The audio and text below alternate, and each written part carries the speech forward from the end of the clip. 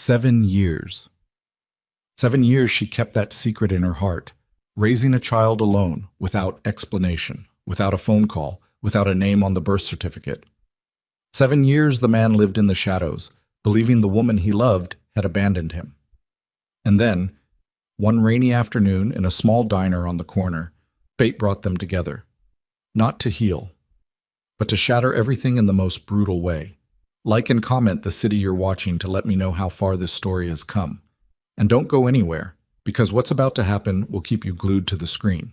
The rain started around 4 in the afternoon, and by 6 it had turned mean.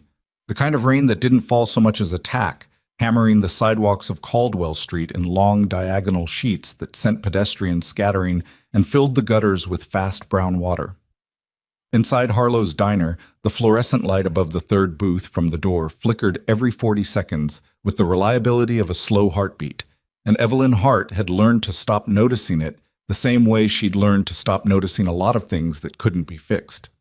She moved between tables with the economy of someone who had done this work long enough that her body knew the route before her mind did. Coffee to the couple by the window. Check on the old man in the corner who always ordered pie but never finished it. Refill the water glasses at booth 5 without being asked because the heavyset man there always forgot to ask and then got annoyed when his glass sat empty. 7 years of this floor, these tables, these people. She knew the rhythm of the place the way she knew the rhythm of her own breathing. Lila was in the back booth, the one closest to the kitchen, doing homework at the small table Evelyn had claimed as their personal territory during slow hours. She was 6 years old and already treated mathematics with the kind of focused contempt usually reserved for adults dealing with bureaucratic forms. Her pencil moved in short, aggressive strokes across the worksheet, and every few minutes she made a sound that was not quite a sigh and not quite a grunt, but lived somewhere between the two. "You doing okay back there?" Evelyn called without turning around. "The numbers are wrong," Lila said. "The numbers aren't wrong, baby. You're adding when you should be subtracting." "That's what I said. Wrong." Evelyn allowed herself exactly half a smile and kept moving. The bell above the door rang at 6:14. She didn't look up immediately. The bell rang constantly during dinner rush, but something made her pause at the counter, some small animal instinct that had no name and no logic. She set down the coffee pot and turned. 3 men came through the door. The 2 on the outside were large in the way that suggested purpose rather than accident, their suits dark and well-fitted, their eyes moving across the room with the flat professional sweep of men who entered spaces and immediately calculated exits. They weren't the kind of men who ate at diners on rainy Tuesday evenings. They were the kind of men who stood outside rooms where other men talked. The man between them was the reason Evelyn's hand found the edge of the counter and held it. Damien DeLuca had not changed the way people usually changed after 7 years. There was no softening, no visible accumulation of comfort or age. If anything, he had been refined by whatever the last 7 years had done to him, pared down to something essential and dangerous, the way a blade gets sharper the more it's used. He was taller than she remembered, or maybe he just carried himself differently now. His jaw was sharper. His eyes were the same dark color they'd always been, almost black in certain light, and they moved across the diner with the same calculating patience she remembered from the first night she'd met him, when she was 22 and foolish and completely certain she knew what she was getting into. She had not known what she was getting into. He hadn't seen her yet. He was speaking quietly to one of the large men, something clipped and businesslike, and the other man was already scanning the room with the specific kind of attention that made Evelyn's stomach drop 6 inches. "Move," she told herself. "Get to the back. Get to Lila." She made it 3 steps before his eyes found her. The room didn't stop. The fluorescent light above booth 3 flickered on its schedule. Someone near the window laughed at something. The old man in the corner cut into his pie. None of that stopped. But something in Evelyn's chest seized up like an engine with no oil, and for 3 full seconds she was 23 again, standing in the rain outside his apartment building with a phone pressed to her ear and a voice on the other end of the line telling her that Damien DeLuca was dead. She had believed that voice. She had believed it completely. She had packed a single bag, driven south until she ran out of money, and rebuilt her life from the foundation up. She had told herself it was grief. Later, she had told herself it was survival. Now, looking at him standing 6 feet inside the door of her diner, alive and deliberate and looking directly at her, she couldn't find a word for what it was. His expression did not change. That was somehow worse than if it had. He looked at her the way you looked at something you'd been prepared to look at, not with shock, not with the raw collision of the unexpected, but with the controlled stillness of a man absorbing something he'd already decided how to absorb. He turned to one of his men and said something. The man nodded. Then Damien crossed the diner and chose the booth directly in front of the back table where Lila was sitting. Evelyn's heart was doing something that wasn't quite a normal heartbeat. She moved to the booth before she had consciously decided to, because the alternative was standing behind the counter watching him sit 12 feet from her daughter, and that was not something she could do. "I didn't know you were in the city," she said.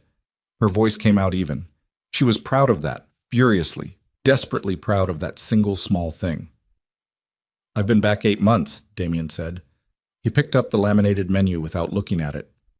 "You look tired, Evelyn." "I work doubles. What can I get you?" "Coffee? Black?" He set the menu down. "How long have you been here?" 4 years. "Before that?" "Different places." She pulled out her order pad. "You eating?" "Burger. Whatever you have." He glanced up and something moved behind his eyes. Not warm, not cold, something more precise than either. "You seem like you're in a hurry." "I'm always in a hurry. It's a diner."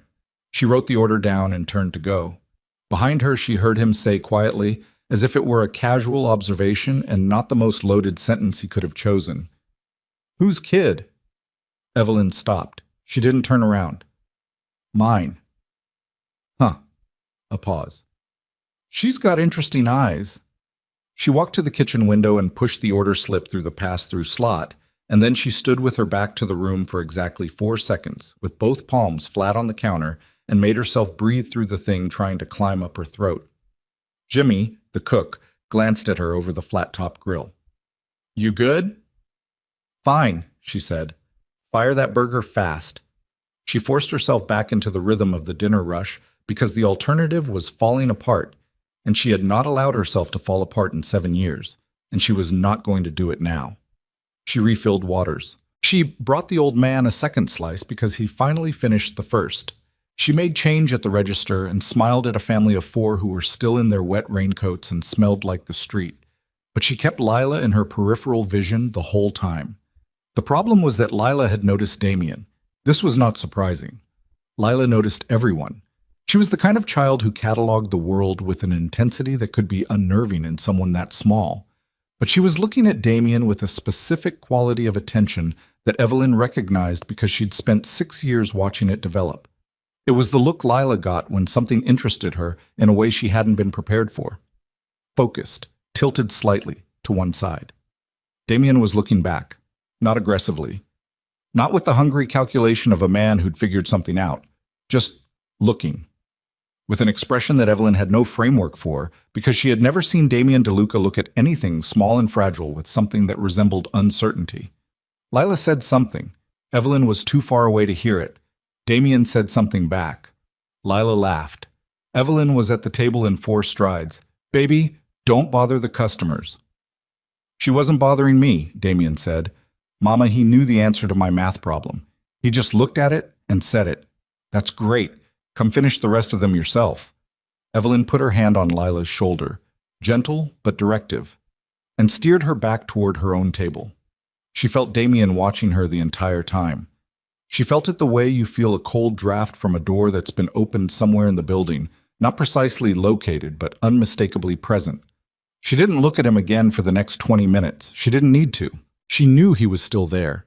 His men had settled into a booth at the far end of the diner and were eating with the mechanical efficiency of people who ate because fuel was necessary, not because food was something you enjoyed. Damien ate slowly, deliberately, like a man with nowhere he needed to be and all the patience in the world to get there. He was on his second coffee when Lila, with the absolute fearlessness of someone who had not yet learned that some doors should stay closed, climbed down from her booth and walked over to him. "What do you do?" she asked. Damien looked at her for a moment. "Right now? Drink coffee. Before that." Business. What kind? The boring kind. He tilted his head. What about you? What do you do? Lila considered this with the gravity it deserved. School, and I helped my mom, and I read books about dinosaurs. She paused. T-Rex is overrated. Something happened to Damien's face. Not a smile exactly. More like the outermost layer of whatever he kept on his face in public briefly failed, and underneath it was something rawer and less defended. It lasted maybe 2 seconds before he got it back. You think so? He said. Spinosaurus was bigger. Nobody talks about that. Interesting theory. It's not a theory. It's a fact. She looked at him with her head tilted at the same angle it always tilted when she was deciding about something. You have eyes like mine. The silence after that sentence had weight. Damien was very still. The kind of still that wasn't peace, but its opposite. The stillness of a man holding everything inside a container that had developed a crack. Lila. Evelyn was there before she'd made the decision to move, her hand on her daughter's shoulder again, her voice carrying the specific register of a warning she was working very hard not to make sound like a warning. Go get your backpack ready. We leave in 20 minutes.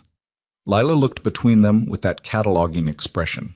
Then she nodded and went. Damien watched her go. When he turned back to Evelyn, the rawness was gone. Whatever it had been was locked back down where he kept things locked. How old is she? He said. Not a question. The inflection was wrong for a question. 6. 6. He picked up his coffee cup, set it down without drinking. 7 years ago you disappeared. 6-year-old daughter. His voice was flat, not accusatory. Flatness was worse than accusation because it meant he was controlling the temperature of this deliberately. You want to have a conversation, or you want to keep pretending you don't see what I see? This is my place of work, Damien. Pick a different time, then. There isn't going to be a different time. He looked at her, really looked at her, the way he used to look at things when he was deciding what they were worth and what they'd cost. She had forgotten how that felt, like being assessed by something with no interest in sparing you. Evelyn, his voice dropped, not softer, but more precise. I'm going to come back tomorrow, and the day after that. You can tell me I'm wrong. He paused. But we both know you can't. She did not answer. She pulled his check from her apron pocket and put it on the table, face down, and walked to the register without looking back. He left a $50 on a $14 tab and did not ask for change. She found it after he was gone and stood holding it in the empty diner after close, with Lila asleep across the back booth and the rain still coming down outside. And she thought about 7 years. She thought about the phone call and the voice on the other end of the line that had told her Damien was dead. She thought about the drive south, the motel rooms, the pregnancy test in a gas station bathroom, the specific quality of terror that had wrapped around her for months and slowly, gradually, become something she'd learned to carry. She thought about who had made that phone call. She thought about the fact that she had never actually confirmed it, had taken one call from a number she didn't recognize, from a voice she didn't know, and had run. The $50 bill was still in her hand. She set it on the counter. She had spent 7 years believing a lie told by a stranger, and the man she'd believed was dead had just sat in her diner and watched her daughter tell him that his eyes were the same as hers. Tomorrow he was coming back. She looked at Lila sleeping in the back booth, the dark hair, the angular jaw, the precise straight line of her brow, and felt the specific kind of dread that lives just below the surface of every decision you've made for years, waiting for the moment it gets confirmed as a mistake. Outside, a black SUV pulled away from the curb into the rain. In the back seat, Damien DeLuca sat in the dark and looked at nothing and felt something shifting inside him that he hadn't felt since the last time he'd been stupid enough to believe in something. He took out his phone, dialed. I need you to run something for me, he said when it picked up. Birth records, Caldwell District, 6 years ago, give or take. A pause. Last name Hart, first name Lila. His jaw tightened. And I need it tonight. The birth records came back at 11:47 that night. Damien was still in his car when his phone buzzed, not at his estate, not at his office, but parked 3 blocks from Harlow's diner in the dark, with the engine running and the rain doing what it had been doing all evening. His man Reyes, who handled the kind of information retrieval that didn't leave paper trails, sent the file as a single encrypted attachment with no accompanying message because Reyes understood that some things didn't need commentary. Damien opened it. Lila Mae Hart, born September 4th, 7 years minus 9 months from the last night he'd seen Evelyn. Father's name on the certificate, blank.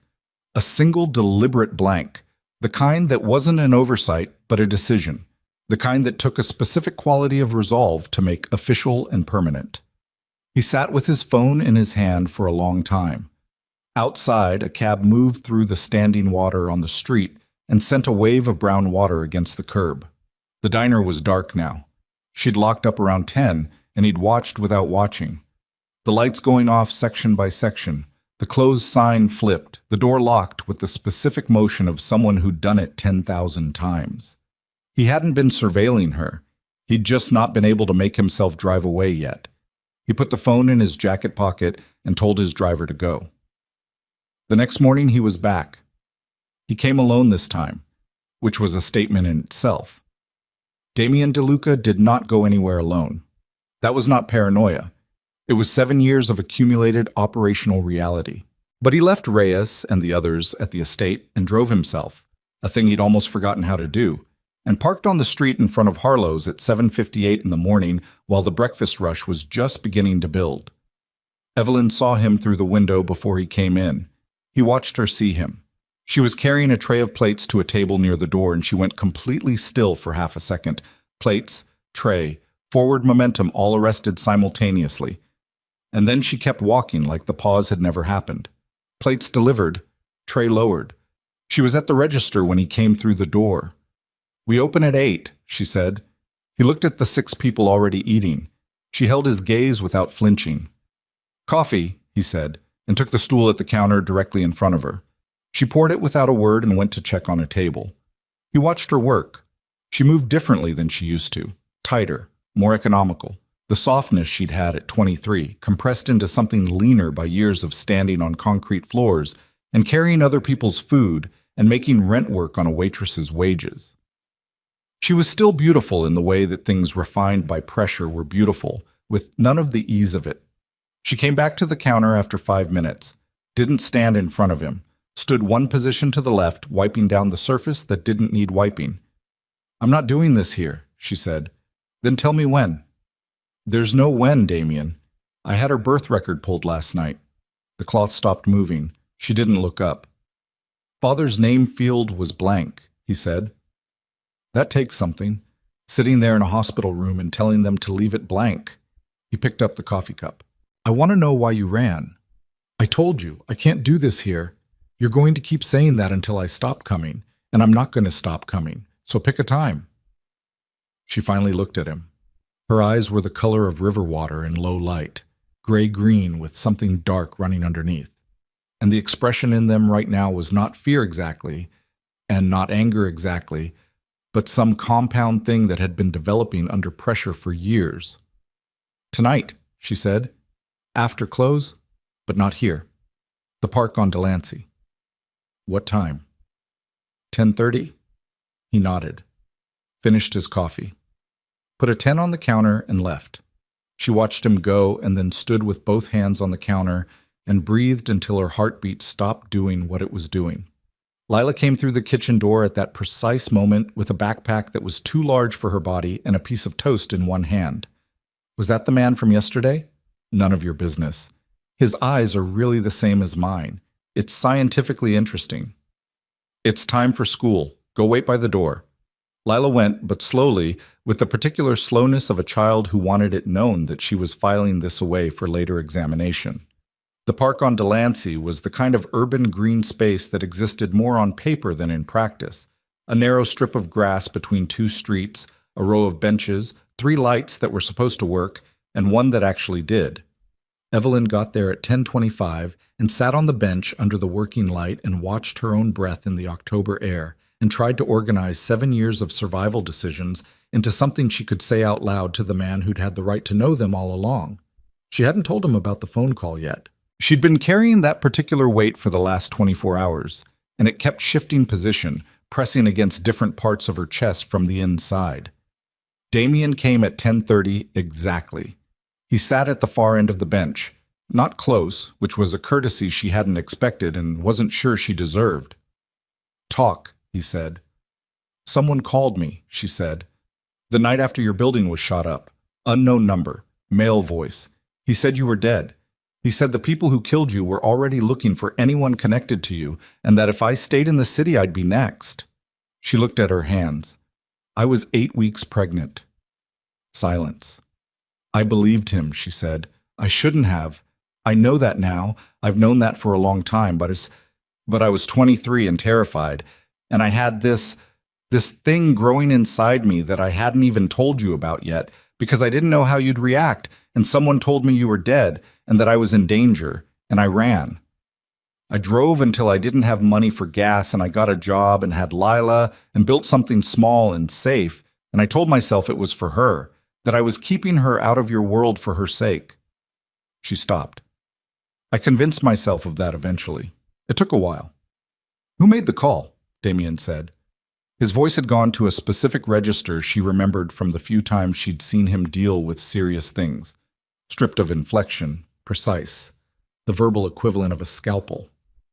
"I don't know. I never found out. I assumed it was one of your people." "My people wouldn't have let you run. They'd have brought you in." His jaw worked. "Someone wanted you gone." "I know. I figured that out later. Took you 7 years. The edge in his voice was controlled but present, like something behind safety glass. She didn't look away from it. "I was scared and young and alone and pregnant. And yes, it took me time to stop being all of those things enough to think clearly. I'm not asking you to understand it. I'm explaining it. I spent 8 months after that building looking for you." His voice stayed level. 3 different people told me you'd left voluntarily, that you'd taken money from someone and cleared out." He paused. "I believed them, because I needed to believe something, and that was the only thing available." "That's not true." "I know it's not true." He looked at her for the first time since he'd sat down, directly, without the controlled distance. "Someone paid 3 people to tell me a specific story about you. Someone made a call that drove you out of the city. Someone spent a significant amount of effort making sure I would never find you." His hands, she noticed, were resting on his knees with absolute stillness. And whoever that was knew about the pregnancy. The cold that moved through Evelyn then had nothing to do with the October air. "You think they knew," she said. "I think they saw an opportunity to remove 2 problems at once. Destabilize me and eliminate future leverage." His voice hadn't changed registers, but she could see what it was costing him in the way his jaw was set, in the tight, controlled stillness of his hands. "I had a 6-year-old daughter I didn't know existed. They knew. They made sure I'd never find out." Evelyn stared at the one working light above them. "Who?" "I have a short list." He stood up. "I'm going to handle it." That's not a reassuring thing to say. It's not meant to be reassuring. It's meant to be accurate. He turned to look at her from standing, and she was reminded again of the difference 7 years had made. Not in the darkness of him, which had always been there and which she had always told herself she understood, but in the depth of it. Whatever he'd been through in those years had not softened anything. It had just made the hard things harder. "You need to be careful. If someone went to that much trouble in the past, finding out I've been back for 8 months and spending time in your diner is going to prompt a reaction. You're saying I'm in danger. I'm saying you may have been in low-level danger for 7 years and just didn't know it. If I've been visible around your place, that calculus changes." He looked at her steadily. "How attached are you to that apartment?" "Damien, it's a practical question. We're not going anywhere with you." "I didn't ask you to." He held her gaze. "I'm asking you to be alert. Change your routine. Don't close alone. Don't let Lila walk anywhere by herself." He paused. "And answer when I call." She didn't say yes, but she didn't say no. He came back the next day, and the day after that. The 3rd visit was different from the first 2 because Lila was waiting for him. She was at the counter with her homework spread across 2 stools, and an expression of someone who had arranged her materials specifically to be noticed, and when Damien sat down, she slid a worksheet toward him with the directness of a business proposition. "I got 11 wrong yesterday," she said. "Mrs. Caldwell said I need to practice." Damien looked at the worksheet. "Multiplication? It's the sevens. The sevens are unreasonable. They're just numbers. They're the worst numbers." She climbed onto the stool next to him. "Can you show me the trick?" Evelyn watched from across the diner, a coffee pot held loosely in one hand, and felt something she didn't have a clean word for. It was not warmth, because warmth would have required her to relax, and she could not relax. It was something more complicated. The specific ache of watching two things that belong together existing in the same space for the first time, knowing that the existence of that space had cost everyone in it something they couldn't get back. Damien was patient with the sevens. She wouldn't have predicted that. He wasn't warm about it. He wasn't the warm type and never had been. But he was precise and methodical, and Lila responded to that better than she responded to warm, because Lila's mind worked in systems, and Damien was explaining the system. By the time Evelyn brought coffee she didn't order, Lila had the sevens through 7 times 7 and was looking at Damien with the expression she usually reserved for paleontology books. "You're actually smart," she said. "You sound surprised." "You look like someone who punches things." Damien looked at her for a moment. Something moved behind his eyes. That same raw flash that Evelyn had seen the first night, the layer that slipped sometimes. "I've been known to," he said. "Does it work?" "Depends on what you're trying to fix." Lila considered this philosophically. "Probably not math." "Probably not." Evelyn set the coffee down and went back to work and tried not to notice the way Damien watched Lila slide off the stool and return to her homework with the worksheet rearranged. She tried not to notice the specific quality of the watching. Not possessive, not yet, but concentrated. The way you looked at something you were in the process of understanding mattered to you more than you'd prepared for. She noticed anyway. On the 5th day, Reyes came into the diner alone at 2 in the afternoon and sat in the corner booth and ordered nothing and waited until Evelyn came over. "I work for Mr. DeLuca," he said quietly. "I know who you are. There's been movement on the thing he's looking into. He wanted you to know before you hear it from somewhere else." He looked at the table. "The phone call you got 7 years ago. We traced the number. It came from inside the organization." He paused. "Someone senior." Evelyn's hand tightened on her order pad. "Who?" "He's handling it." "I asked who."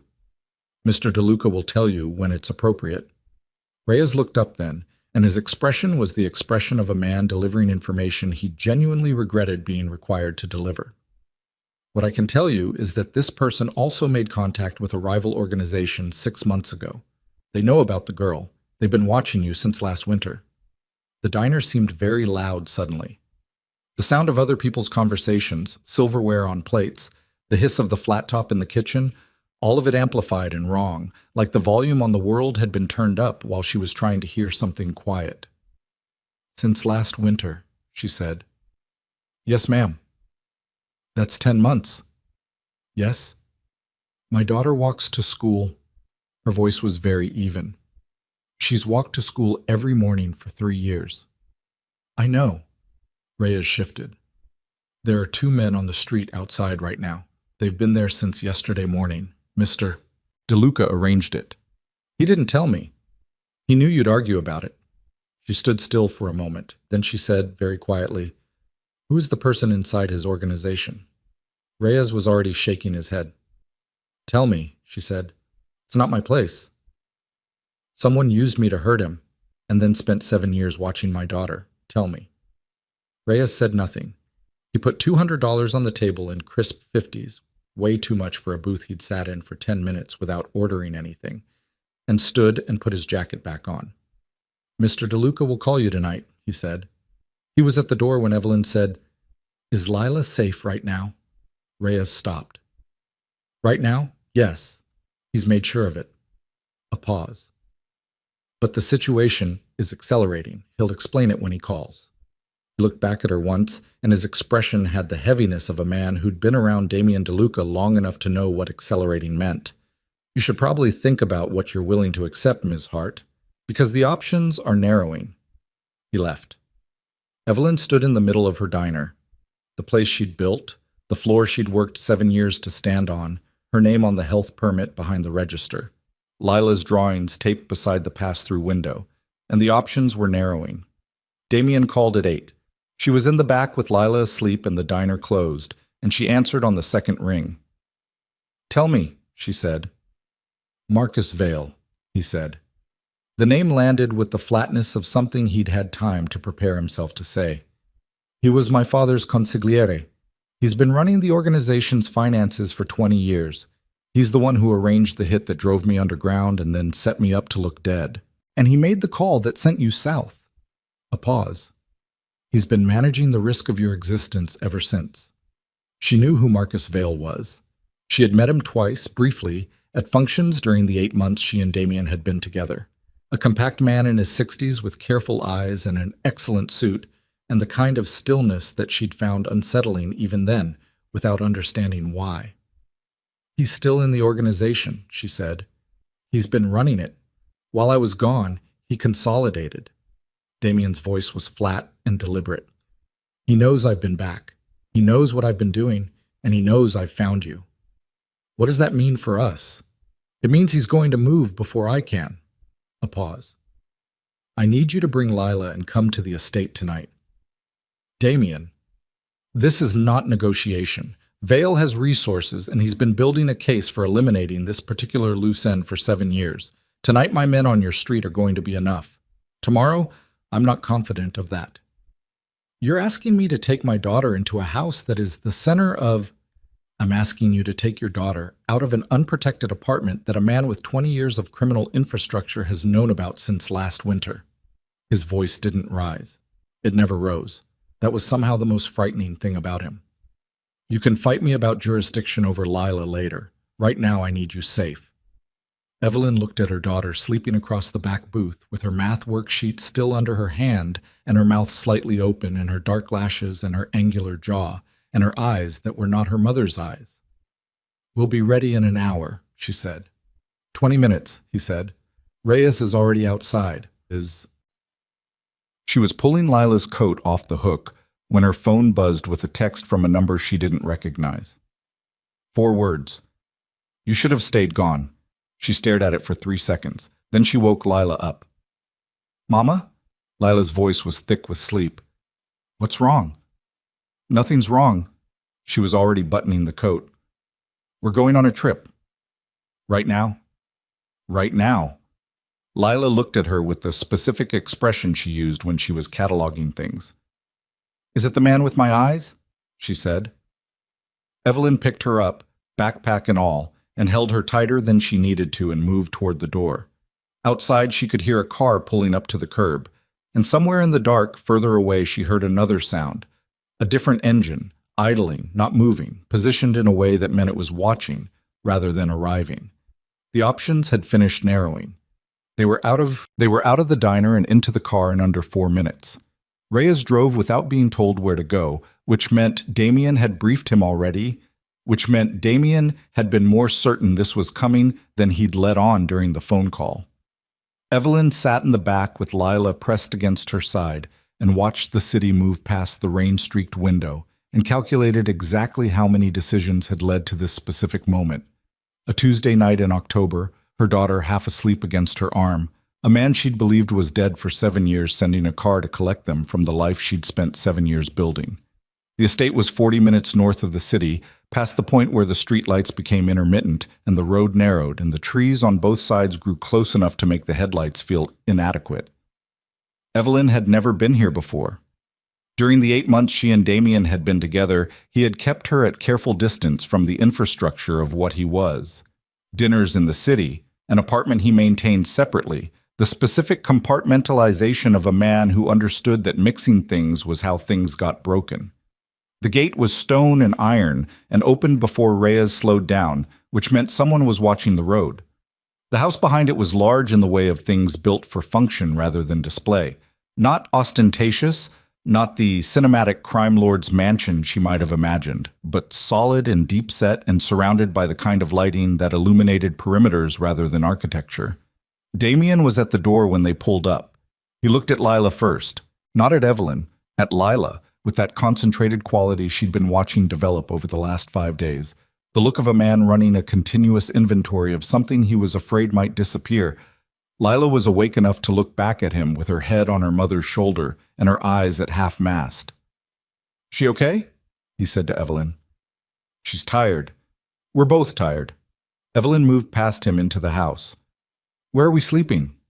He showed them to a room on the second floor, large, quiet, with a window that looked out over the back grounds, and a lock on the inside of the door, which she noticed and appreciated without saying so.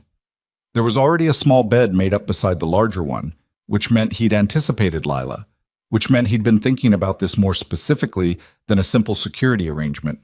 She put Lila down. Lila was asleep before Evelyn had finished pulling the blanket up. She stood in the doorway after and looked at Damien in the hall. He was leaning against the opposite wall with his arms crossed, and he looked tired in a way that was different from how she looked tired. Not worn down by repetition, but by the specific exhaustion of someone who'd been running on controlled adrenaline for too long and could feel the bill coming due. "Marcus Vale," she said quietly enough not to wake Lila. "How long have you known?" "I had suspicions 6 months after I surfaced, confirmation 3 weeks ago." 3 weeks? "I was building a case. I didn't want to move until I could move completely. And then you walked into my diner." He looked at her. "I didn't know you were there. I chose that diner because it was 2 blocks from a meeting location. It was coincidence." "Convenient." No," he said, with a flatness that was not defensive but corrective. "It wasn't convenient. It was the opposite of convenient. Everything that's happening right now is the opposite of convenient." He pushed off the wall. "Get some sleep. I need to make some calls." "Damien." He stopped. "The text I got, before we left. 4 words. You should have stayed gone. That wasn't Vale. Vale would have sent something with more craft to it." He was quiet for a moment. "No, that wasn't Vale." "Then who?" "Someone Vale contracted. Someone closer to street level who wanted you rattled." He paused. "It worked." "It didn't rattle me. It made me pick up my daughter and move." She held his gaze. "There's a difference." He looked at her for a moment with an expression that was difficult to categorize, and then he walked down the hall, and she closed the door and sat on the edge of the large bed in the dark and listened to Lila breathe. She didn't sleep until after 3. The next morning, the estate operated with the quiet efficiency of a place that had never been anything other than what it was. Evelyn came downstairs to find Lila already at a kitchen table the size of a small conference room, eating toast and talking to a woman named Clara, who managed the household with the specific competence of someone who had seen many difficult situations and developed a reliable methodology for them. Damien was not in the kitchen. He was not, as far as Evelyn could determine, anywhere in the visible portion of the house. "He's been in the office since 5, Clara said, without being asked, while she poured coffee. "He does that." "Does what?" "Doesn't sleep when there's something to solve." Clara set the coffee in front of Evelyn. "He was the same way as a boy." Evelyn looked at her. "You've worked here that long." "His father's house first, then here." Clara's face was the face of a woman who had learned to hold information without commentary.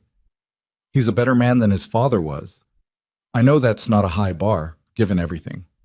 But it's true." Evelyn drank her coffee and didn't respond to that.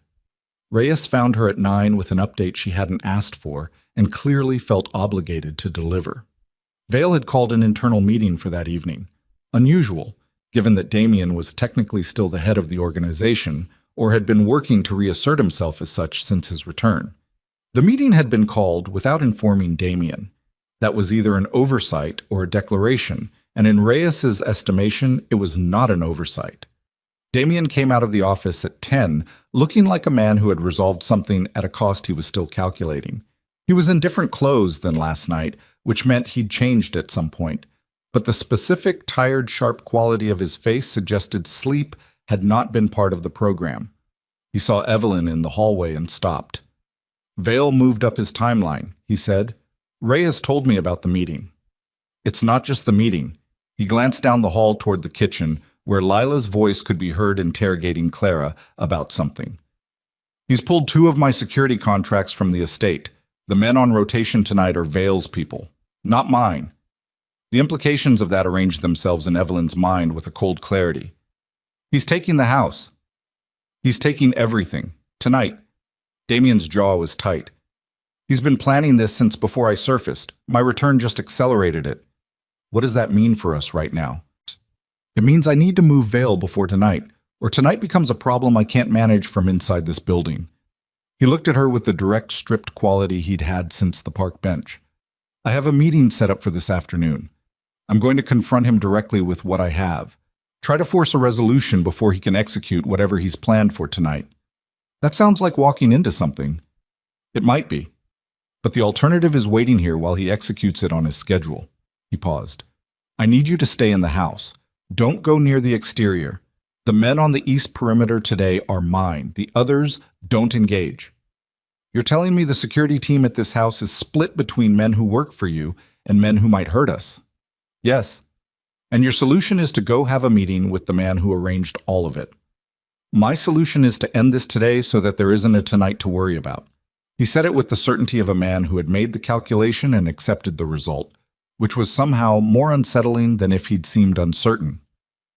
If I'm not back by 4, call Reyes. He has instructions. She wanted to tell him that this was a terrible plan. She wanted to tell him that walking into a room with Marcus Vale with a list of accusations and a compressed timeline was the kind of thing that only ended one way when you were dealing with a man who'd had 20 years to build infrastructure around protecting himself. She wanted to tell him that she had not spent 7 years surviving just to watch him walk into something he couldn't walk back out of. She said, "Be back by 4. He left at noon with 2 men she recognized as genuinely his. The afternoon had a specific quality of wrongness that Evelyn couldn't locate in anything concrete. The house was quiet. Clara made lunch. Lila discovered a shelf of board games in the sitting room and set up chess on the coffee table and beat Clara twice without apparent effort. The sun was out, which felt like a mistake given everything, bright October light that made the grounds look almost ordinary. At 2:15, Reyes's phone rang. She could hear him in the next room, not the words but the register. Clipped, then very still, then one short question, then silence. He came into the sitting room with an expression that made Evelyn stand up before he said anything. The meeting location, he said. It was a setup. Everything in Evelyn went very cold and very quiet. What happened? She said. Vale wasn't at the address. When Mr. DeLuca arrived, there were 6 men there instead. His 2 men are in a hospital. Mr. DeLuca got out. Where is he? En route. 20 minutes. Reyes kept his voice controlled, which was clearly requiring effort. But Vale made a call while the meeting was happening. There are 3 vehicles that just turned off the main road. They're not ours. Lila was still looking at the chessboard. She had gone very still the way children went still when they understood that the adults around them were managing something serious with the specific animal intelligence of the young. Lila, Evelyn said, with a calm she did not feel anywhere in her body. Come here, please. Lila came without argument, which told Evelyn she'd heard enough to understand. What happened in the next 7 minutes happened with the disorienting speed of things that have been planned by someone else and are therefore already in motion before you have time to respond to them. Reyes moved them to an interior room on the ground floor. No windows, 1 door, the kind of room that existed in this kind of house for exactly this kind of contingency. 2 of his men took positions in the hallway. Clara disappeared somewhere with a composure that suggested she had a specific protocol for this. Evelyn could hear, through the walls, the sound of vehicles on the gravel outside. Then voices. Then something that was not quite shouting but had the compressed urgency of men communicating at the edge of conflict. Then, very distinctly, 3 gunshots. Lila pressed against Evelyn's side. Evelyn put her arm around her and held her and said nothing, because there was nothing to say that was true, and also comforting, and she had never been willing to say things to her daughter that were not true. The door opened 14 minutes later, and Damien came through it with a cut above his left eyebrow that had bled down the side of his face and dried there, and his jacket torn at the shoulder, and the specific expression of a man who has just survived something by a margin he found unacceptable. He looked at Lila first, then at Evelyn, You're both okay, he said. Not a question. We're fine. Evelyn looked at the blood. You're not. It's shallow. He looked at Reyes. Vale's men? 2 detained. 3 withdrew. 1, Reyes glanced at Lila. 1 won't be an issue. Damien nodded. His eyes went around the room with the professional assessment she'd watched him do in the diner, calculating, systematic, and then came back to rest on Lila, who was looking at the blood on his face with an expression that was not fear, but concern, the same concentrated concern she applied to her math problems and her dinosaur books. Does it hurt? Lila asked. Not much, Damien said. You should put pressure on it. Probably right. Evelyn pressed the heel of her hand against the cut above his eyebrow because someone had to and because he was not going to do it himself. And he went still under the contact the way he went still under most things, completely, with that contained quality. For a moment they were very close, and Lila was watching them, and the room had a specific texture that Evelyn did not have a name for. Then Damien said quietly, Vale wasn't at the meeting, but he called me while his men were working. He wanted me to know it was him. You talked to him. He talked. I listened. He paused. He said something I need you to hear.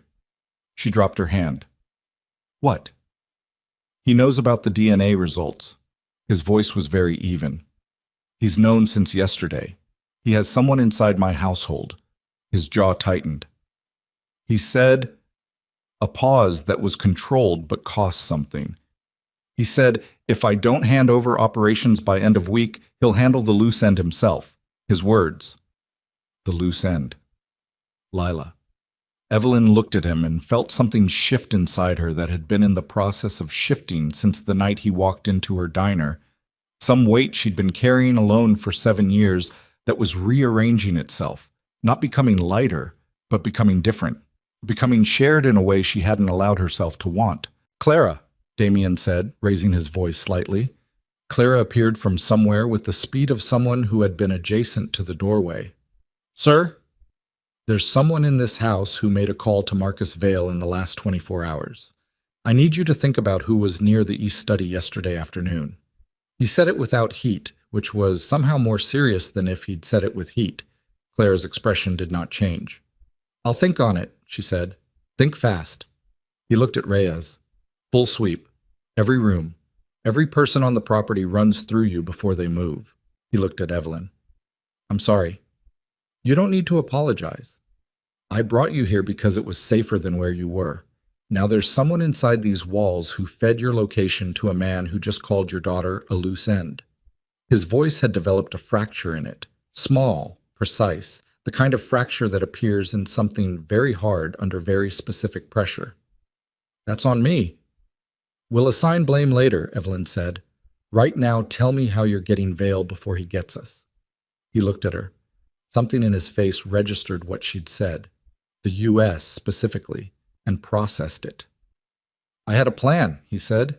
It assumed I could confront him directly and force a resolution. That plan is gone. He pressed his hand against the cut on his forehead and pulled it away and looked at the blood on his palm with the detached focus of a man reviewing evidence. I need a different plan, one that doesn't require him to be willing to negotiate. He won't negotiate, Evelyn said. Men like Marcus Vale don't negotiate from positions of strength. He's been running everything for years. He thinks you're an inconvenience he's correcting. He's right that I've been acting like I can correct this through internal channels. Damien's voice had changed register again. Down, colder, something she recognized from the very beginning of knowing him, from the first night she understood who he actually was beneath what he presented. That's done. Reyes was very still. I need the Carver contacts, Damien said to him. Reyes didn't react for a moment. Then, you said you were done with that approach. I said a lot of things that assume different circumstances. The Carver network is... I know what it is. Damien looked at him. I need it anyway. Reyes left the room.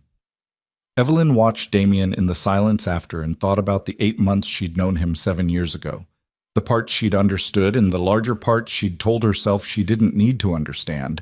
The things she'd loved and the context of it that she'd kept at arm's length. She thought about the specific quality of his stillness right now, which was different from the stillness he'd had at the park bench or in the diner, or even 20 minutes ago when he'd come through the door with blood on his face. This was the stillness of a man who had just made a decision to stop limiting himself. She had spent 7 years keeping Lila out of his world. It was entirely possible she was going to have to live inside it to keep Lila alive. "Damien," she said. "Yeah. Whatever you're about to do, She stopped. Started again. "Don't do anything that can't be undone without thinking about whether it needs to be undone later, for her sake." He looked at Lila, who was back at the chessboard, rearranging pieces with the focused calm of someone who processed difficulty through systems. He looked at her for a long moment. The dark hair, an angular jaw, and the eyes that were not Evelyn's eyes. And the fracture in his expression opened wider and then closed again. "Too late for some of it," he said. "Not for all of it." He didn't answer that. He picked up his phone and walked into the hallway, and she heard his voice start. Low, controlled, already operating at a different register than anything she'd heard from him since he walked back into her life. Clara came back into the room at that moment. Her composure was intact, but there was something beneath it that was not intact.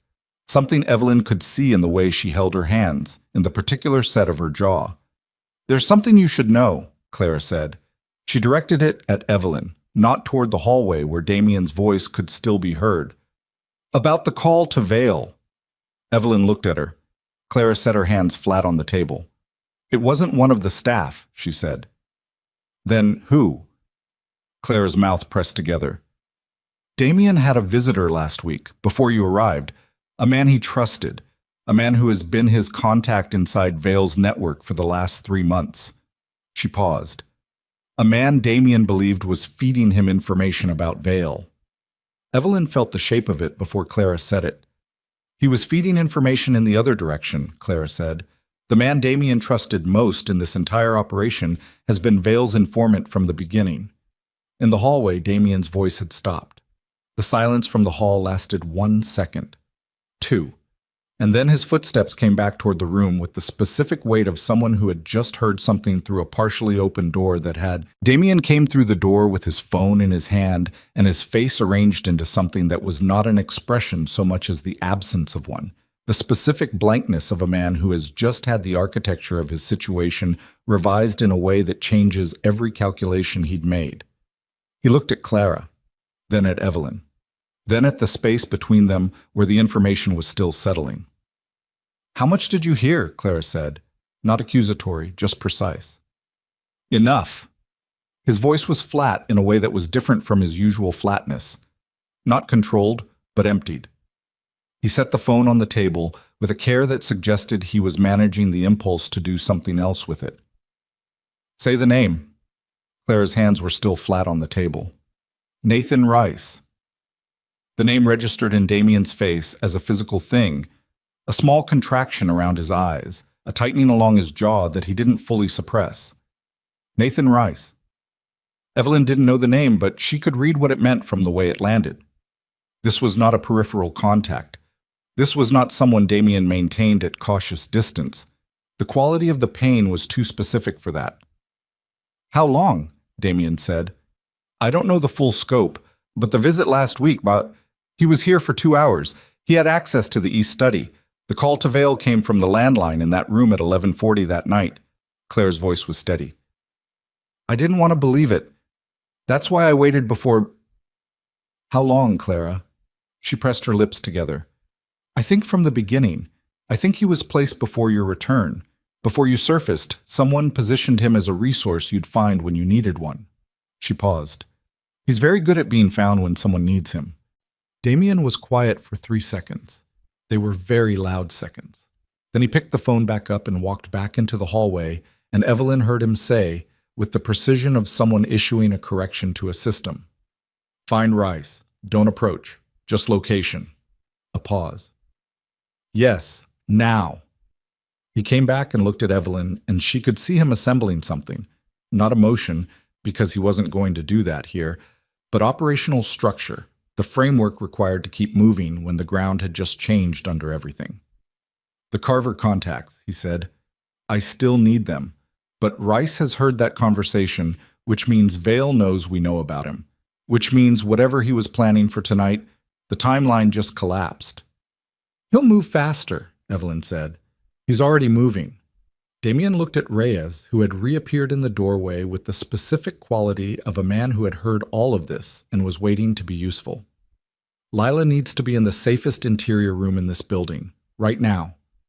Lila had been watching the chessboard with the careful inattention of someone absorbing everything peripherally. She looked up when she heard her name. I want to stay with my mom. You'll be close, but you need to be in a specific room. Damien crouched down to her level.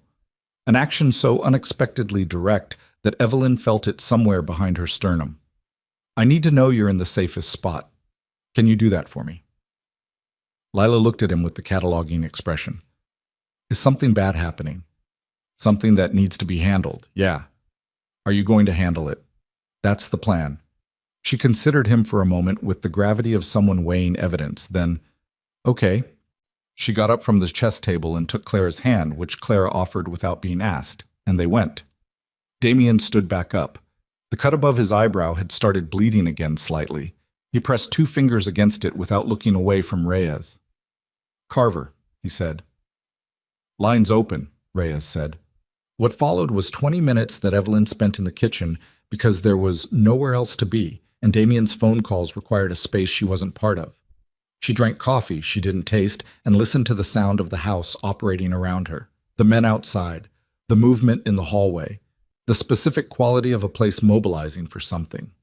She thought about Clara's face when she'd said Nathan Rice's name, the reluctance in it, the guilt of someone who'd seen something and told themselves it wasn't what it looked like until they couldn't anymore. She thought about what it meant that Vale had positioned an informant before Damien even returned. That implied foreknowledge. That implied Vale had known Damien was alive and coming back before Damien had announced himself, which meant the 8 months Damien had spent believing he was operating with the element of surprise had been 8 months of Vale watching him from behind a mirror. Damien appeared in the kitchen doorway at the end of the 20 minutes. We need to move, he said. Where? Vale has a secondary location, warehouse district near the port. Rice sent him the information I had on him, the evidence I was building. Which means Vale knows I was going to make a case. He'll want to destroy the physical records I have at my secondary office before I can use them. He looked at her. If he takes those records, I have nothing to force a legal resolution. Nothing to offer any authority that could pressure him. Everything becomes operational. What does that mean? It means the only way left to end it is direct. His voice was even. Rice will be with him. I expect 8 to 10 men. My contact through Carver is bringing 6. He paused. I'm going. I know. You stay here with, I know, she said again, more sharply. Then, be careful. I'm serious. Not brave. Careful. Something in his face shifted. Quick, almost invisible. Those aren't usually the same thing in my line of work. Make them the same tonight. He held her gaze for one moment and then looked away, which was the closest he was going to get to agreeing, and she had to decide that was enough. They took 3 vehicles. Evelyn watched from an upstairs window as they moved down the drive into the dark, and then she went to find the room where Lila was and sat on the floor beside the small bed Clara had set up and listened to her daughter breathe and did not sleep and did not move and counted the minutes. The warehouse district at midnight was the kind of dark that cities produce in their industrial margins. Not true dark, but the dark of inadequate light over large spaces, orange-tinged and directionless, full of shadow that moved when you looked at it directly. Damien moved through it with his 6 men from the Carver contact, whom he did not know and had to trust entirely, which was a particular kind of discomfort he'd learned to metabolize. And Reyes on his left, close enough to be a physical reassurance without crowding. The warehouse was the 3rd building from the port end of Callahan Street, a 2-story concrete structure with loading doors on the ground floor and offices above that still had lights on at this hour, which meant Vale had already arrived, which meant the records were potentially already being dealt with. Damien stopped them at the corner. Loading doors or the side entrance? Reyes looked at the building. Side entrance puts us in the stairwell, single point of approach. Loading doors are exposed but give us the ground floor. Loading doors. He looked at the Carver men. 6 faces he'd assessed for 20 minutes in a parking lot and had to make a decision about, a decision that had no good supporting data. You're on the ground floor. Anyone who comes down those stairs that isn't us, you stop them. Don't let anyone reach the vehicles. He looked at Reyes. Stairwell. We go up. There was a moment, brief, dense, where everything that was about to happen was still contained in the decision and had not yet become itself. Damien felt it the way he'd felt it every time before, in 7 years of situations with no good options, the specific weight of a moment before motion, when all the cost was still theoretical. Then he moved, and the moment was over, and everything became kinetic. The side entrance lock was dealt with in 4 seconds by a man from the Carver Group who had the specific competence of someone for whom locked doors were a professional inconvenience rather than an obstacle. The stairwell was concrete and close, the sound of their movement absorbed by the walls, and they went up fast, Damien at the front with Reyes a step behind, the weight of what they were moving toward pressing against the front of his chest from the inside. The stairwell door opened onto a corridor, 3 doors, light under the furthest one. They were 8 feet from it when it opened. Nathan Rice came through it. He was carrying a box. The physical records Damien registered, the files in a banker's box that meant he'd found them first. And he stopped when he saw Damien the way you stopped when you saw something you'd been told to expect but had not emotionally prepared for. He was 41 years old. He had worked with Damien for 3 of the 8 months since his return. He had sat across a table from him and shared meals and given him information and expressed the specific kind of loyalty that was the most convincing because it was built on a foundation of manufactured trust. He had eyes that were steady and a manner that was calm, and both of those things, Damien now understood, were the primary tools of his actual profession. They looked at each other for 2 seconds. "I want you to know," Rice said, with the composure of a man who had prepared something to say in this eventuality, "that it was never—" Damien hit him. One punch, right hand, the kind that came from the shoulder and carried everything behind it, and Rice went back against the doorframe, and the banker's box hit the floor, and papers slid across the corridor in a long scatter. Rice stayed upright, barely, one hand against the frame, head down, breath coming in a damaged way. Damien stood over him and breathed through his nose and felt the pain in his knuckles with something that was not quite satisfaction. "Where is he?" Damien said. Rice raised his head. One side of his face was already swelling. "You won't make it out of here. He has—" "Where?" A pause. Something moved in Rice's eyes that might have been calculation, or might have been the simpler thing of a man understanding the position he was in. "End of the hall, the room past the office." His voice was thickened by the hit. "Damien, don't!" Damien crouched and picked up the scattered papers with the methodical care of a man doing something that needed doing regardless of what was happening around it, and put them back in the box, and handed the box to Reyes without looking up. "Take this to the car." He walked down the corridor. The room at the end was large, a secondary meeting space, a long table, chairs, the detritus of an organization's administrative life, and Marcus Vale was in it with 4 men who moved when the door opened. Damien clocked them in the time it took to cross the threshold, positions, proximity, the specific way they held themselves that told you what they were prepared to do. Marcus Vale did not move. He was standing at the far end of the table with his hands behind his back and his excellent suit and his careful eyes, and he looked at Damien with the expression of a man who had been conducting this particular operation for so long that even its final stage had been factored in. "You came without enough people," Vale said. "Depends on what you're counting." Vale glanced at the door behind Damien, processing Rice's absence, processing the banker's box not being where it should be. A small calculation happening behind the careful eyes. "Nathan was supposed to—" "Nathan's in the hallway." Damien walked forward, slowly, with the deliberate pace of someone who was not going to be rushed. "He's thinking about his choices." 2 of Vale's men moved to intercept. What happened in the next 30 seconds was not elegant or choreographed. It was the rough, painful, breath-driven reality of men in a confined space doing serious damage to each other as fast as possible. Damien took a hit to the ribs from the first man that compressed his breath and sent white light across his vision, and he kept moving because stopping meant the second man had time to set himself, and he couldn't afford that. He put the first man down with 2 hits and used the momentum to drive the second man into the wall and felt the impact in his shoulder and kept his feet. The other 2 men produced weapons. They stopped when the door behind Damien opened and Reyes came through it with 2 of the Carver men, and the specific arithmetic of the room changed. Everyone went still. Damien stood in the middle of the room with blood from the reopened cut on his forehead running into his eye, and his ribs screaming and his breath coming in the shallow pulls of someone managing pain on a working budget, and he looked at Marcus Vale across the length of the table. "Stand down," Vale said quietly.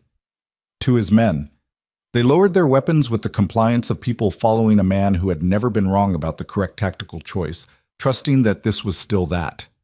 The room settled into a tense and breathing quiet. "You have the records," Vale said. His voice was the same as it had always been, measured, cultivated, the voice of a man who had spent decades in rooms where the wrong word had fatal consequences. "What do you intend to do with them?" "Make sure the right people see them." Damien pressed the back of his hand against his forehead, looked at the blood on his knuckles. "You've been running this organization for 4 years on the assumption that I was dead. You arranged for me to be dead. You arranged for my daughter to not exist in any story I'd ever know about." He lowered his hand. "I want to hear you explain why." Vale considered this. "Your father built something. You were going to dismantle it. I was going to reform it. Same thing. No heat in it, just the flat certainty of a man stating an obvious fact. The organization requires certain commitments to function. You were unwilling to make those commitments. I made a pragmatic decision. You tried to have me killed. I made a pragmatic decision," Vale repeated, with exactly the same inflection. "And for 4 years it worked. And Evelyn, and Lila." Something moved in Vale's expression. Not guilt. Damien didn't believe the architecture of Marcus Vale included a functional guilt mechanism, but something adjacent to discomfort. The recognition that this particular pragmatic decision was, perhaps, the one that was going to cost him the most. The woman was a variable, the child was a variable, variables that could be managed at low cost for as long as she's 6 years old. Damien's voice, which had been controlled throughout this entire exchange, developed something in it. "She's 6 years old, and you had people watching her for 10 months, and you called her a loose end." Vale did not respond to that. "I'm going to offer you exactly one option," Damien said. "You surrender what you have on the operations, the full accounting, every contract, every arrangement, and I use it through the right channels to dismantle the illegal components in a way that minimizes exposure for the people in this organization who had no part in what you've done." He paused. "Or I use the records I have in a different way, and you answer for the specific things, not just the general ones.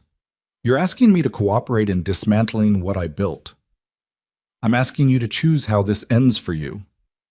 Vale was quiet for a moment. He looked around the room, at his men, at Reyes, at the Carver contacts, at Damien, with the comprehensive assessment of a man reviewing a situation he'd believed he controlled until very recently. "And if I agree, you walk out of this building tonight." Damien held his gaze. "And then you deal with what comes after that through proper channels. You'd trust that agreement." "I'd verify it. There's a difference." He looked at Vale steadily. "You've been making pragmatic decisions for 30 years, Marcus. Make one now." The silence lasted long enough that Damien could hear his own heartbeat, irregular from adrenaline and exertion, and the sound of the port outside, and somewhere below on the ground floor the movement of the Carver men. Vale said, "I'll need certain assurances about—" His phone rang. It rang with the specific disruption of something timed, and the expression that crossed Vale's face in the half-second before he controlled it was the expression of a man realizing that the conversation he'd been engaged in was a conversation designed to occupy his attention while something else occurred elsewhere. Damien's phone rang 2 seconds later. He already knew, with the specific cold certainty of a man whose world had just rearranged itself again, what the call was going to be before he answered it. He knew from the way Vale's eyes had moved, from the timing, from the understanding that Marcus Vale had been making pragmatic decisions for 30 years and had never, in 30 years, entered a situation without a contingency. He answered. Reyes's voice, clipped, controlled, carrying something underneath that Reyes almost never let into his voice. The estate. 20 minutes ago. Someone came over the north perimeter. A pause. Claire's okay? The staff's okay. Another pause that lasted exactly long enough for Damien's chest to compress around everything inside it. Lila's gone. The room went very far away. Damien lowered the phone and looked at Marcus Vale, who was looking back at him with the expression of a man who had just demonstrated that he had, in fact, been 30 years in this business for a reason. The child, Vale said quietly, is my assurance. Damien's hand was very still at his side. His breathing had gone shallow and careful, the breathing of a man holding something in a container that was developing structural problems. Around him, Reyes and the Carver men had gone completely motionless, reading the temperature of the room with the accuracy of people whose survival had always depended on reading it correctly. Where is she? Damien said. Vale straightened his jacket. That depends entirely on the conversation we have next. He tilted his head slightly. Shall we sit? Damien looked at Marcus Vale across the length of that table and felt something he had not felt in 7 years of war, underground operations, betrayal, and survival. He felt afraid. Not the operational fear that sharpened the senses and accelerated decision-making. He knew that fear well, had metabolized it into fuel for so long it had become a kind of nutrition. This was different. This was the fear that lived below the ribcage, in the soft, undefended tissue of something you had not known you valued until the moment someone put a hand around it. 6 years old. Dark hair. Eyes that were his. Spinosaurus was bigger, and nobody talks about that. He put the phone in his pocket. How many men? He said. Vale straightened his cufflink. Enough. Where? Damien. Vale's voice carried the specific patience of a man who believed he had already won the conversation and was simply administering its conclusion. Sit down. We discuss terms. The child is returned before morning. Everyone makes a pragmatic decision, and we move forward. He gestured at the chair across from him. This does not have to be... Where is she? The temperature in the room had changed. Reyes felt it. The Carver men felt it. Even Vale's 4 men, standing at the edges of the room with their weapons lowered, felt it. That specific shift that happened when a man stopped calculating and started operating from something older and less manageable than calculation. Vale looked at Damien and revised something in his assessment. 25 years of reading rooms and the men in them told him that the man across the table had just left the negotiation. The port terminal, Vale said, with the pragmatism of someone adjusting to new information. Callahan South, Building 7. A pause. There are 4 men with her. She is unharmed. She will remain unharmed as long as... Damien was already moving. Reyes caught him in the hallway. I need 2 minutes, Reyes said, with the urgent precision of a man who understood what was happening and needed to shape it before it became unsalvageable. 2 minutes. Let me get the Carver men repositioned and... 1 minute, Damien said, without stopping. Damien. He stopped. Turned. Reyes was looking at him with the expression of a man who had worked for him for 3 years and knew, with the specificity of long observation, exactly what he was looking at right now. You go in there the way you're going in there, and she might get hurt anyway. You understand that. Controlled approach. Fast, but controlled. He held his gaze. She needs her father to be smart, not just fast. The word landed. Father. It was the first time Reyes had used it, and it landed with the weight of something being named for the first time. The specific gravity of a truth that had existed for weeks, but had not been spoken until this moment. Damien breathed. 1 breath, in and out, and behind his eyes he did the thing he'd learned in 7 years of impossible situations. Compressed the fear into a smaller space, not eliminated, just contained, just manageable. And when the breath was done, something in his face had reorganized itself. 1 minute, he said again. Then we go. They left Vale in the room with 2 Carver men watching the door and 3 more on the ground floor, and Nathan Rice in the hallway with a swollen face and the specific expression of a man who was reviewing the architecture of every decision that had led him here. Damien didn't look at Rice as he passed him. He didn't have space for Rice right now. Reese would exist as a problem to be processed later, when Lila was back, and the immediate accounting was done. The port terminal at Callahan South was 3 blocks from the warehouse, which meant Vale had positioned her close enough for the threat to be credible, and far enough for the distance to be a factor in any rescue attempt. It was, Damien thought as they moved through the orange dark of the waterfront district, the kind of operational thinking he'd have expected from the man. Even his contingencies were well considered. Building 7 was a shipping terminal. Massive corrugated steel, loading equipment parked outside, the smell of salt water and diesel and rust. The kind of building that was full of hiding places and sightlines in equal measure, where sound moved strangely and light was whatever you brought with you. They stopped 40 feet from the south entrance. Reyes put his mouth close to Damien's ear.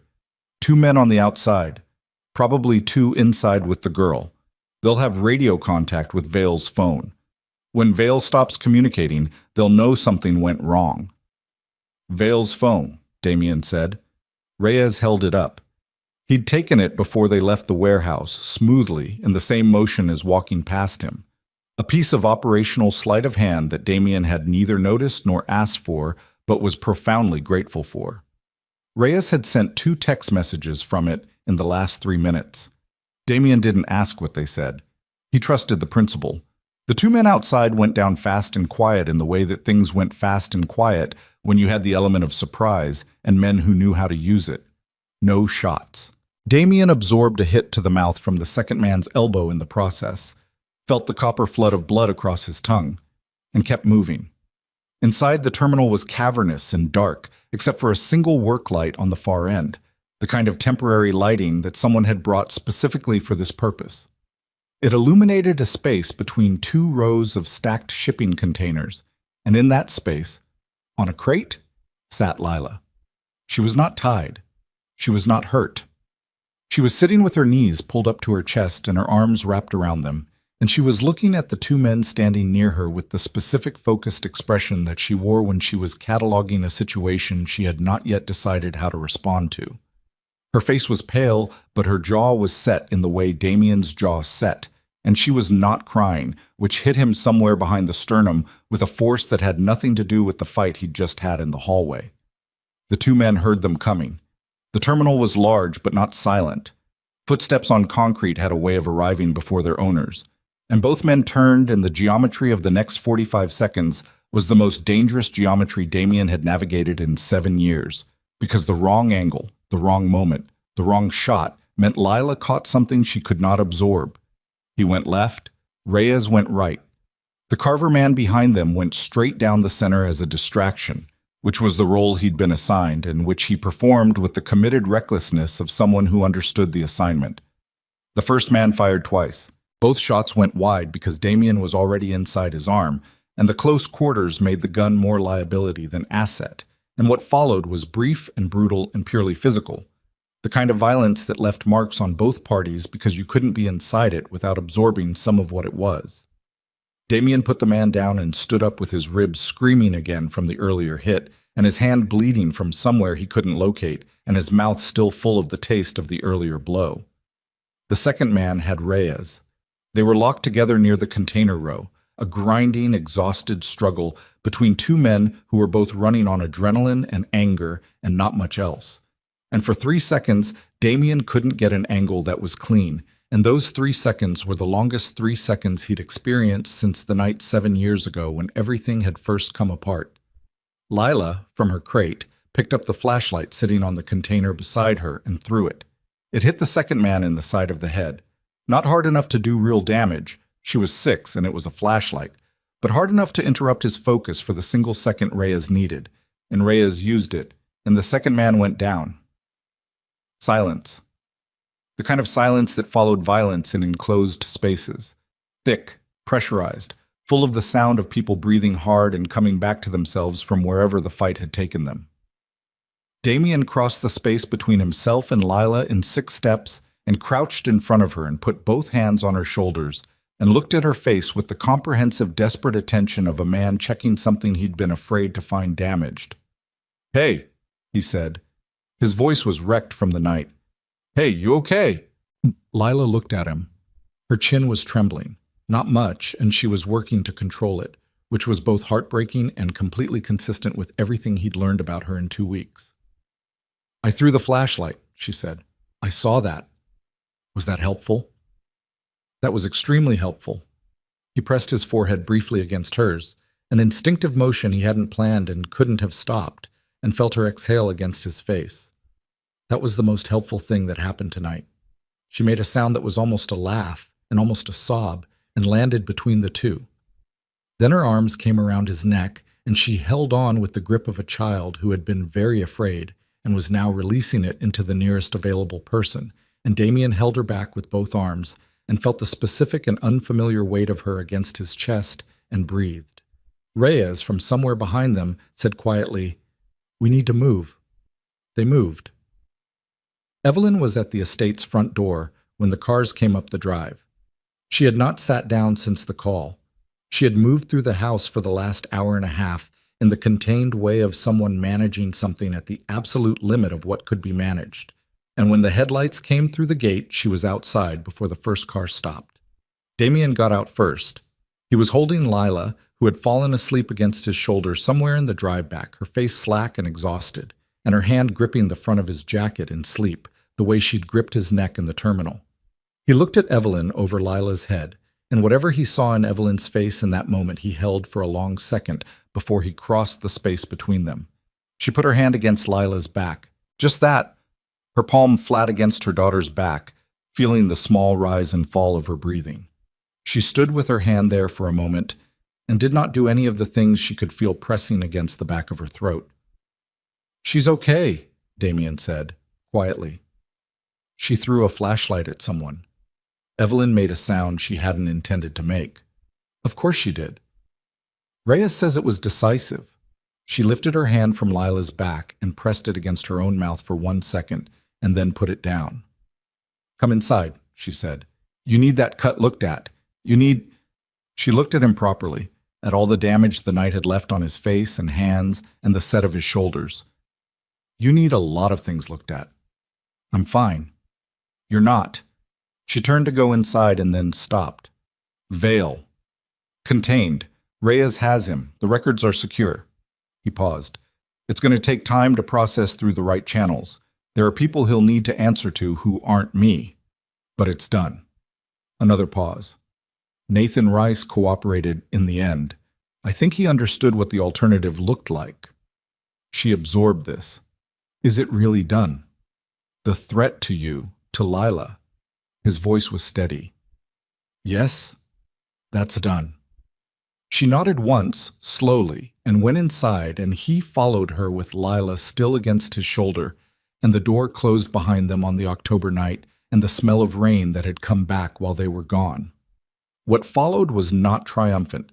It was the quiet, complicated aftermath of a night that had cost everyone in the house something real, a kind of collective decompression that happened without anyone organizing it, people moving to corners and rooms and finding what they needed without ceremony. Clara made tea that no one asked for, and everyone drank. Reyes made phone calls in the study with the door most of the way closed. The Carver men left in their vehicles without fanfare, their part of the accounting settled.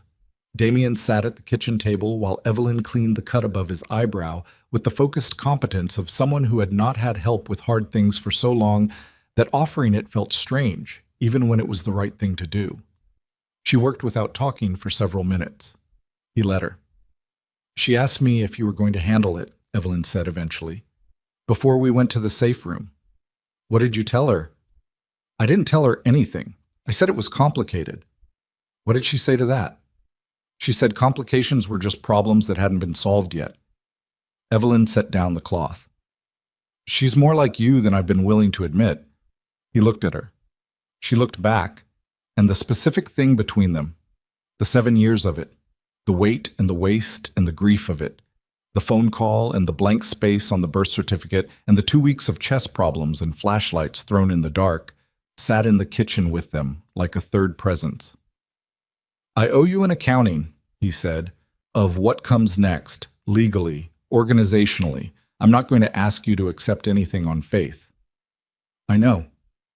There are things I've done in 7 years that aren't—" He stopped. "That have costs I'm still settling. I'm not going to pretend otherwise. I know that too. She sat down across from him. I'm not 23 anymore, Damien. I don't need the version where everything is simple. She looked at him with the gray-green eyes and the 7 years of what they'd both been through. I need the version where you're honest about what it is and we figure out what's possible from there. He was quiet for a moment. That's going to be a difficult conversation. Most of the important ones are. A sound from upstairs, small, brief, the sound of a child resettling in sleep.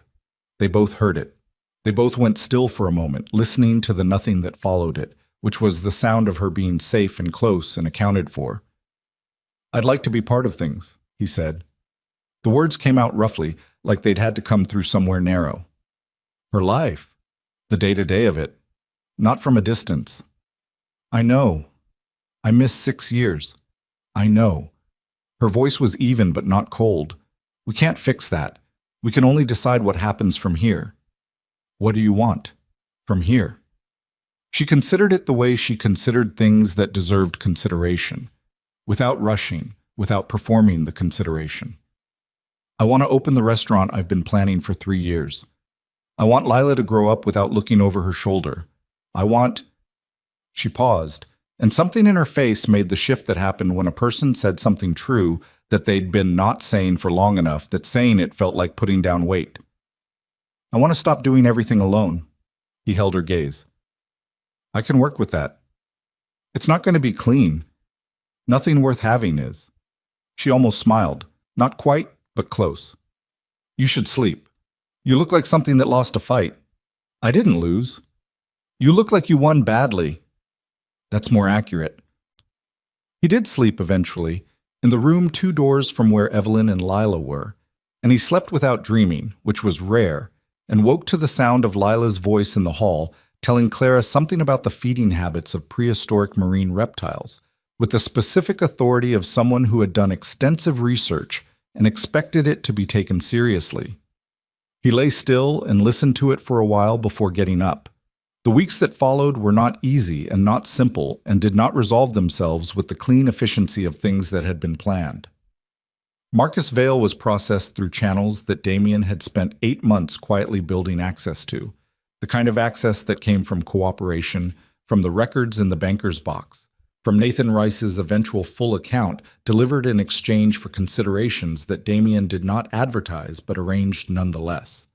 The legal dismantling of the organization's criminal infrastructure was slow and imperfect, the way those things always were, with parts of it that couldn't be fully reached and costs that landed on people who had been peripheral to the worst of it.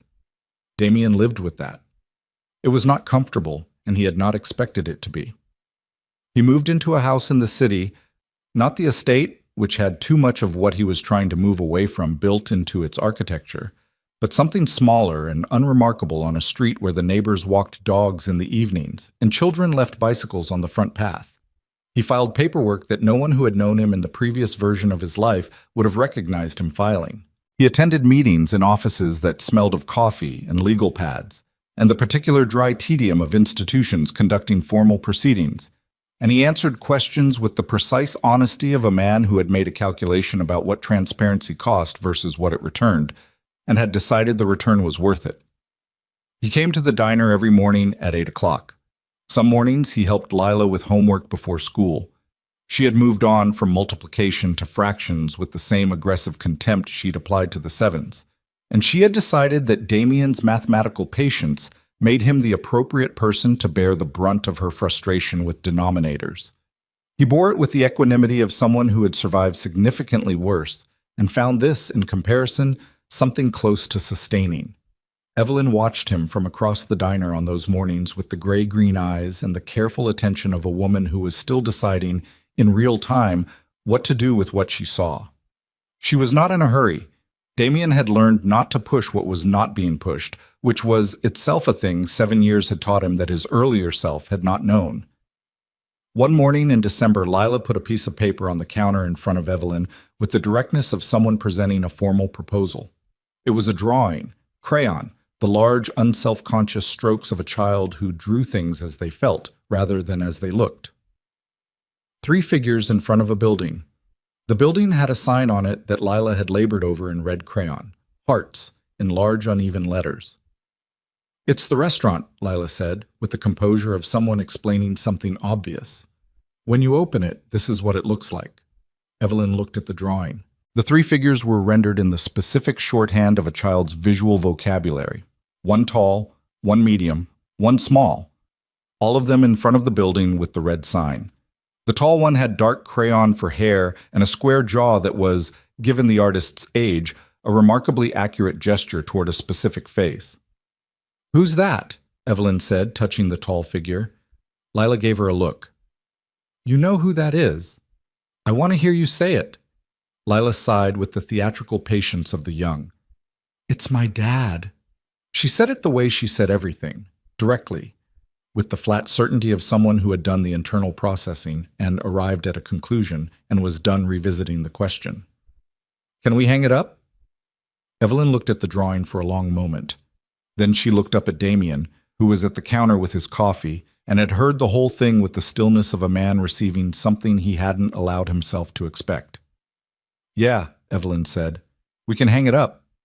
She taped it to the wall beside the pass-through window, next to the health permit and the other drawings that had accumulated there over 4 years of Lila growing up in the back booth.